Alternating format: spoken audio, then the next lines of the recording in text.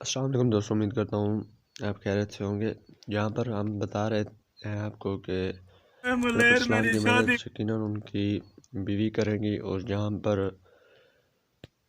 अलपरसलान का ताल्लुक है, अलपरसलान उनकी कैसा जानी जग दिखाना से किले में पनाह लेंगे, और जनाल बे यहाँ पर कोई ना कोई साजिश ज़रूर करेगा, और जनाल तेरे बारे जटी यही सोच रखी गद्दारी साबित हो जाएगी, और फिर जनाल बे को फांसी दी जाएगी।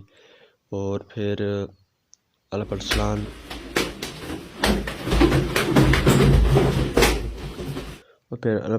बसासिर से बदला लेने के लिए किले के अंदर घुस जाते हैं, और फिर उम्मीद है कि वो उन्हें कत्ल कर देंगे अलबसासिर को।